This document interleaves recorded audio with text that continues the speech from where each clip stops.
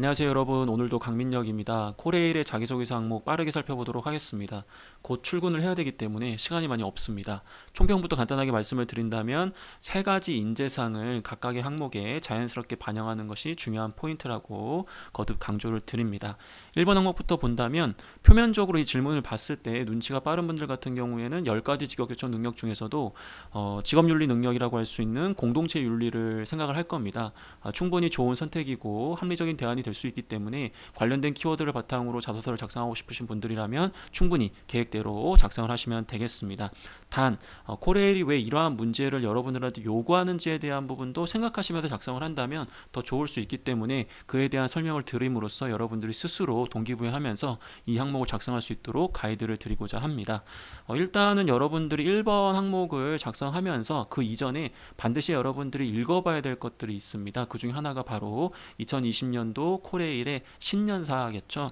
신년사를 읽다 보면은 가장 첫 번째로 강조하는 게 뭐다? 안전과 관련된 부분입니다. 그럼 예를 들어서 여러분들이 입사해서 안전과 관련된 가치를 지키려면 가장 중요한 게 뭐냐? 기본적으로 저는 직업윤리 능력이라고 생각을 합니다. 그렇기 때문에 이 항목에서도 여러분들이 관련된 키워드로 강조하는 게 좋을 수 있다라는 거죠. 그렇다면 내가 과거에 안전과 관련된 그러한 어떠한 소재를 갖고 와서 쓰라는 것이냐? 절대 그런 건 아닙니다. 과거에 여러분들이 공동체 윤리에 들어가는 뭐 봉사정신이라든지 뭐 예의범절이라든지 아니면 뭐 책임의식 등을 강조할 수 있을 텐데 저는 그 중에서도 특히 이 책임의식이라는 부분을 강조하는 것을 추천을 드립니다. 물론 여러 가지 키워드로 쓸 수 있는데 저는 여러 가지 방법 중에서 책임 의식이 좀 좋을 수 있다라는 걸 얘기하는 거지 이게 꼭 다 정답이라는 건 아니기 때문에 이쪽에 몰빵은 하지 마십시오 여러분들. 왜 이런 말씀을 드리냐면 이 뒷부분에 인재사항 외에도 그 신년사 내용을 좀 보면 그 조직 구성과 관련해서 급격하게 우리 이제 젊은 그러한 인재들이 많이 입사를 하다 보니까 기존에 있는 분들과의 어떠한 세대 차이라든지 소통의 어려움들이 많이 있거든요. 예, 그러한 그 상황에서 특히나 요즘 젊은 세대들의 어떤 장점도 있겠지만은 약간 단점이라고 할 수 있는 것처럼 좀 고정관념처럼 생각되는 것 중에 하나가 책임감이 다소 부족하지 않느냐라는 부분들이 좀 있을 수 있어요.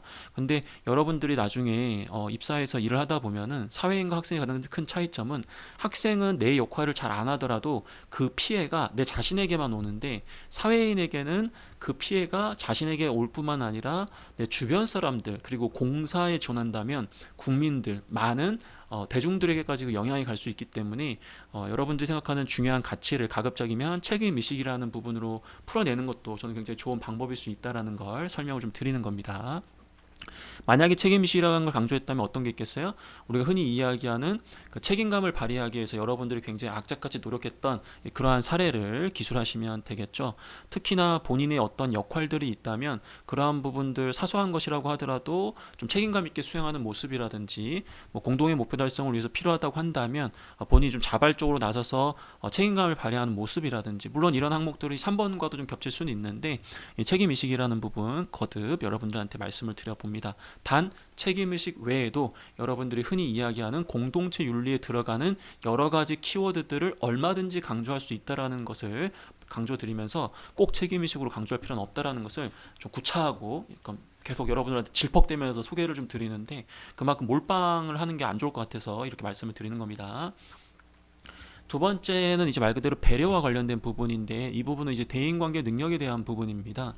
대인관계 능력 안에는 갈등 관리라든지 협상력이라든지 고객 지향이라든지 팀워크라든지 아니면은 뭐 등등등과 관련된 대인관계와 관련된 여러 가지 하위 능력들이 있는데 공통적으로 봤을 때 상대방에 대한 어떤 존중이나 이해심, 그 다음에 뭐 약속의 이행이라든지 뭐 언행일치를 한다라든지 이런 부분들이 다 배려에 해당될 수 있는 부분들이기 때문에 여러분들이 뭐 배려라고 했을 때 굉장히 거창한 어떠한 경험을 갖고 있기보다도 여러분들이 어떠한 조직 생활을 했을 때 혹은 어떠한 고객을 응대했을 때 상대방을 위해서 본인이 자발적으로 노력을 했던 그러한 모습들을 강조하는 게 저는 좋겠다라고 말씀을 드리겠습니다. 일단은 그런 행동을 하게 된 이유가 무엇이냐라는 부분은 일단은 팀워크를 위해서 했다라든지 아니면 기본적인 에티켓이라고 생각을 했다라든지 아니면 상대방과의 어떤 우호적인 관계를 형성하는 게 중요했기 때문에 혹은 이것이 말로 본인의 어떤 책임감과 연결된 부분이기 때문에 본인이 그러한 배려를 꾸준하게 실천했다라는 걸 강조할 수 있겠죠. 예를 들어서 조직 적응력 등으로도 이거 연결이 가능하거든요. 어떤 상황이냐면 여러분들이 어떤 새로운 조직에 들어갔어요. 그렇기 때문에 구성원들이 대부분 여러분들의 팀원이긴 하지만 굉장히 낯선 상태이고 처음 만났음에도 불구하고 여러분들이 그 팀원들만 가지고 있는 어떤 조직 문화를 존중하면서 그들을 배려하는 그러한 모습을 강조할 수도 있다라는 거죠. 예를 들어서 뭐 그냥 사례일 뿐인데 뭐 이 조직 같은 경우에는 항상 점심때에 밥을 먹고 또 햄버거를 먹으러 가는 특이한 조직 문화가 있어. 근데 본인 입장에서는 나는 햄버거도 먹고 싶지 않고 이미 점심도 먹었기 때문에 먹고 싶지 않은데 그래도 상대방들이 먹으러 가기 때문에 자연스럽게 그런 것들을 맞추기 위해서 배려해주고 그 문화를 존중해줬던 그런 경험을 쓸 수 있다라는 거죠. 이렇게 또 얘기하면 회사 생활이 너무 척박한 거 아니냐, 먹는 것도 내 마음대로 못 먹느냐, 저는 그냥 사례로 말씀을 드린 겁니다, 여러분들. 이런 것들을 꼭 보여달라는 게 아니라 여러분들의 어떤 그 조직만의 어떠한 문화, 그리고 처음 만났지만 그 사람들이 생각하는 부분들이라든지 그 사람들이 어떤 이행하는 그러한 부분들을 존중해줘서 같이 따라가는 모습을 보여줌으로써 상대방을 배려하고 존중하는 그러한 모습을 보여달라는 거죠. 이러한 부분들을 여러분들한테 요구하는 것은 고객지향적 관점에서 민원을 상대해야 되는 그런 직무일 수도 있고, 그 다음에 내부 고객들과 협력을 이끌어야 되는 코레일의 어떤 현장 특징상 이러한 부분들이 특히 신입사원들에게 많이 좀 요구되는 부분들이거든요. 이렇게 얘기하면 또 여러분들은 내가 왜 꼭 신입사원들만 배려해야 되느냐, 상사도 다들 배려해야 되는 거 아니냐, 이렇게 생각하실 수 있는데 이런 건 당연한 겁니다. 당연한 건데 이건 여러분들의 그냥 소중한 추억으로만 그냥 간직해 주시고 굳이 이렇게 얘기할 필요는 없다라는 거죠, 지금. 그렇기 때문에 앞에서 이야기했던 이런 배려라는 관점을 거창한 경험보다도 일상생활에서 여러분들이 타인과의 어떤 관계적 측면에서의 좋은 관계를 형성하기 위해서 노력했던 어떤 소소한 습관들, 그런 부분들을 강조해 주시면 무엇보다 좋겠습니다. 그 다음 여기 제가 지금 또 넘어가려고 했는데, 진지한 사과가 어떤 느낌이냐면 약간 그렇게도 쓸 수 있어요, 여러분들. 같이 한 게 있어요. 근데 내가 이 사람하고 처음 일을 해봤어. 근데 그럼에도 불구하고 이 결과가 좋지 않았을 때, 그 책임이 좀 불분명할 수는 있지만, 그럴 때도 내가 뭔가 좀 더 실수한 게 있다, 뭔가 좀 더 부족했다, 이렇게 인정을 해주면서 상대방을 좀 배려할 수도 있잖아요. 이게 굉장히 배려할 수 있는 방법이 엄청나게 많이 있거든요. 그렇기 때문에 뭔가 이것이 정답이다라고 생각하지 마시고, 평상시에 본인이 주변 사람들과 좋은 관계를 유지했을 수 있었던 본인만의 노하우라고 할 수 있는 그 소소한 좋은 습관들, 그 패턴들을 작성해 주시면 저는 좋겠다라는 거죠. 자, 시간이 없습니다. 3번. 협력해서 좋은 성과 냈던 경우, 이거는 뭐 그냥 다 갖다 붙이는 항목이잖아요, 그쵸? 대인관계 능력 중에서도 이제 협력과 관련된 거, 팀워크와 관련된 부분입니다.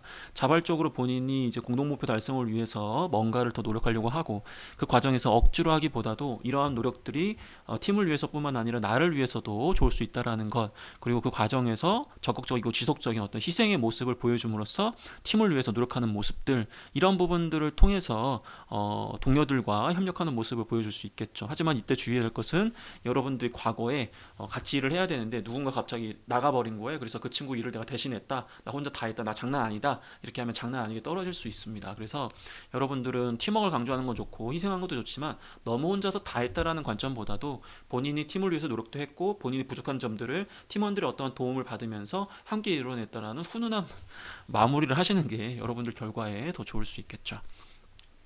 일단은 2번 항목과 겹치지 않은 선에서 팀원을 배려하면서 협력을 이끌어냈던 경험들 약간 중복되셔도 돼요. 왜냐하면 앞에서 얘기했던 것처럼 1번, 2번, 3번은 어떻게 보면은 그 인재상과 관련해서 그 사람 지향 소통인이라는 부분과 또 연결 좀 되어 있고요. 그 다음에 대인관계 능력으로도 2번과 3번이 연결되어 있기 때문에 일부 스토리나 키워드가 겹칠 수 있다. 그건 되게 자연스러운 부분이기 때문에 너무 그런 부분으로 스트레스 받을 필요가 없다라는 거죠. 예를 들어서 여러분들이 타인들이 내 역할도 있고 이 친구 역할이 있는데, 이 친구 역할을 대신해 주는 건 아닌데 이 친구가 이 친구의 역할을 잘할 수 있도록 내가 미리 이 친구의 어떠한 배경에 해당되는 역할들을 좀 도와주거나 아니면 밑바탕에 좀 깔아줘가지고 이 사람을 업무적으로 좀 배려하는 약간 그런 모습도 하면서 그 사람의 어떤 협력을 이끌어낼 수 있다라는 거죠. 그래서 2번과 좀 겹칠 수도 있어요. 그래서 그런 부분 너무 걱정할 필요 없다라는 겁니다.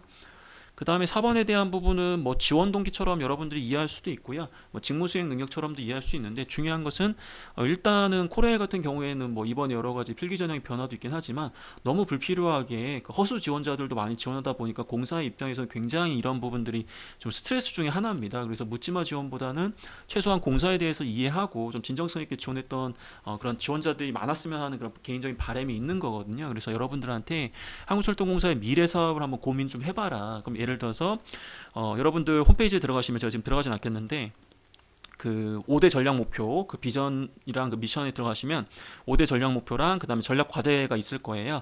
그것 중에서 하나를 선택하시거나 나는 회사 사업에 대해서 이렇게 막 쏙 강조를 할 만한 게 지금 없다라고 하시는 분들은 그 직무기술서정에 나와 있는 직무 수행 내용들 있죠. 뭐 예를 들어서 여기 보시면 직무 수행 내용이라고 되어 있어요, 여러분들. 직무 수행 내용이라고 되어 있는데 요 직무 수행 내용을 언급을 하시라는 거예요. 내가 지원한 직무는 어떠한 역할을 해야 되기 때문에 무엇보다 어떠한 지식이 필요할 것이다. 혹은 어떠한 관련된 경험을 해보면서 어떠한 노하우를 키워야 된다. 이런 관점으로 우선적으로 강조를 해달라는 거죠. 전문성이라는 키워드는 기본적으로 NCS에서 얘기하는 직무 수행 능력과 직업 개조 능력 중에서도 직무 수행 능력에 해당됩니다. 그렇기 때문에 여기 보시면 직무 수행 태도와 직업 개조 능력이라고 나와 있지만 이 부분은 우선순위가 아닙니다. 우선순위는 필요 지식과 그리고 직무 수행 내용과 관련된 부분인데 특히 기술직에 해당되는 분들 같은 경우에는 관련된 경험을 실제로 쌓기가 어렵기 때문에 지식적인 측면으로서 전문성을 쌓기 위해서 노력했다라는 게 안전한 방법입니다. 사무행정직 같은 경우에도 예를 들어서 여러분들 같은 경우에는 이 필요 지식에 대한 부분을 강조하더라도 큰 문제는 없는데 관련된 경험이 있다면 해당 경험을 바탕으로 전문성을 쌓기 위해서 노력했다라는 부분을 얼마든지 강조할 수 있겠죠. 그래서 이거 어떻게 쓰냐면 그 한국철도공사는 이제 이 신년사의 내용을 보시면 기술 개발과 해외 사업 진출로 미래 철도를 대비해야 된다라는 걸 굉장히 대문짝하게 강조하고 있거든요.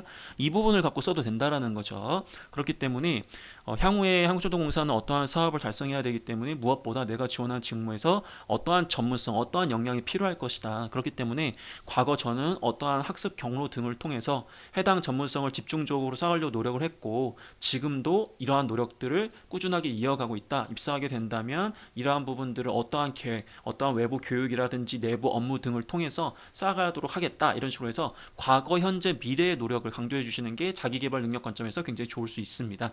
물론 과거, 현재, 미래에서도 과거 중심으로 강조하는 건 맞습니다.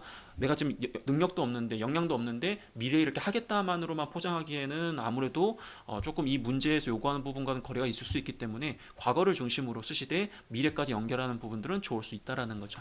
자, 여러분들과 함께 빠르게 2020년도 한국철도공사 자기소개서 항목에 대한 리뷰를 해보도록 해봤습니다. 그래서 총평에 대한 부분부터 시작해서 각 항목에 대한 부분 가이드를 좀 드렸는데 여러분들이 알고 있는 처럼 너무 스트레스를 받으면서 쓸만한 내용은 아닙니다. 그리고 빠르게 오타 좀 줄이시고 그 다음에 회사 이름에 대한 부분 좀 주의해 주시고 그렇게만 해서 작성을 하시고 필기에 대비하는 게 더 좋을 수 있기 때문에 제가 이야기한 방법으로 작성을 안 했다고 하더라도 두려워하지 말아라. 얼마든지 여러분들만의 어떤 정답일 수 있기 때문에 100만 가지 방법 중에서 한 가지 방법을 통해서 여러분들한테 어떤 인사이트를 드리기 위해서 촬영한 영상인 만큼 해당 영상으로 해당 취지만으로만 참고해 주시고 화이팅 하셔서 빠르게 작성하시기 바랍니다. 저는 이만 출근을 하도록 하겠습니다. 여러분들